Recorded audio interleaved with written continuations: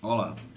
Bem, no Resenha Trabalhista de hoje nós vamos falar sobre duas decisões do Tribunal Superior do Trabalho que foram publicadas essa semana. Eu estou transcrevendo aí no post. Uma delas se refere a um trabalhador que sofreu um acidente, um choque elétrico e perdeu os dois braços, sendo indenizado no valor de R$ 550 mil. O outro se refere a um funcionário de uma empresa pública que teve um problema de uma artrose que já era natural, mas foi agravado pelo trabalho. A empresa não teve a devida cautela em afastá-lo dos serviços e isso gerou um aceleramento, um agravamento dessa doença, tornando-o incapaz ao serviço. Esse foi indenizado por uma quantia inferior a R$ 10 mil. Meu objetivo aqui, obviamente, nós não conhecemos os processos e nem temos esse interesse de opinar no caso concreto, mas de relatar essa insegurança jurídica que esses dois julgamentos, essas duas decisões da máxima corte trabalhista, que é o Tribunal Superior do Trabalho, nos apontam. Quais são os pontos primordiais que eu gostaria de ressaltar? Primeiro, não há um entendimento pacífico por parte do Tribunal Superior do Trabalho quanto à responsabilidade do empregador, se ela é subjetiva ou objetiva. A responsabilidade objetiva é aquela que basta que o acidente aconteça no ambiente de trabalho para que o empregador seja responsabilizado.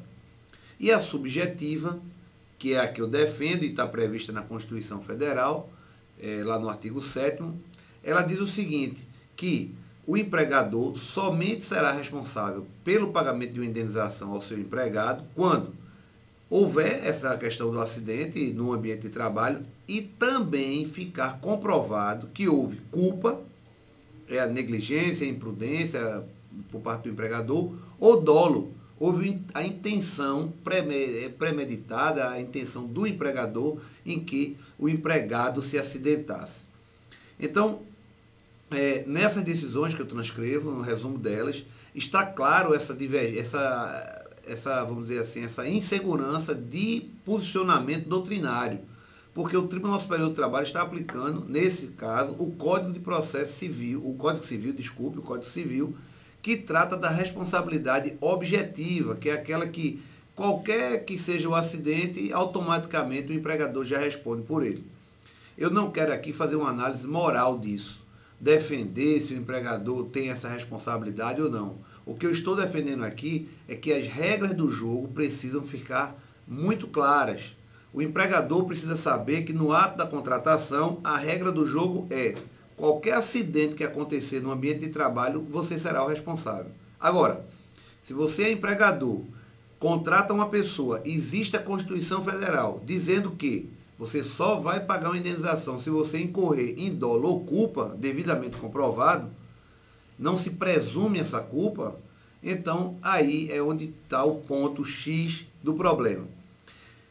Outra análise que eu gostaria de fazer aqui e também questionar e ponderar assim que o Tribunal Superior revise esse posicionamento é a discrepância, a total divergência de indenização. O que eu tenho percebido é que quando a indenização ela é devida por uma empresa privada, ela é realmente uma indenização. E quando se trata de condenar a empresa pública, essa indenização ela é ínfima, é uma coisa assim desprezível. Então, no caso aí dessa decisão que eu estou transcrevendo, a condenação contra uma empresa privada foi de 550 mil. Tudo bem, o empregado perdeu os dois braços, é uma coisa gravíssima. Mas contra os Correios, que o empregado apenas não teve os braços amputados, mas também a doença que tem ele se torna incapaz, foi de R$ 9.500. Quer dizer, é uma discrepância, assim, uma divergência de valores absurda.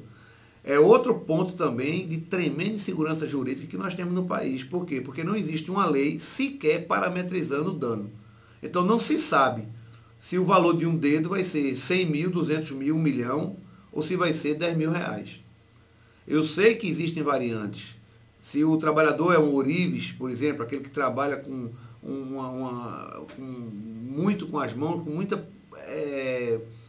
muita dependência do dedo, ele terá que ser melhor indenizado. Isso não tenho dúvida, mas uma coisa é ser melhor indenizado uma vez, duas, três vezes. Outra coisa é um receber 550 mil, outro receber 9.500. Então essa divergência eu acho absurda. Eu acho que a Justiça do Trabalho tem que repensar isso em todas as suas instâncias, desde a primeira instância, Tribunal Regional e Tribunal Superior. Tem que se reunir, tem que sentar e tem que criar pelo menos um enunciado parametrizando isso.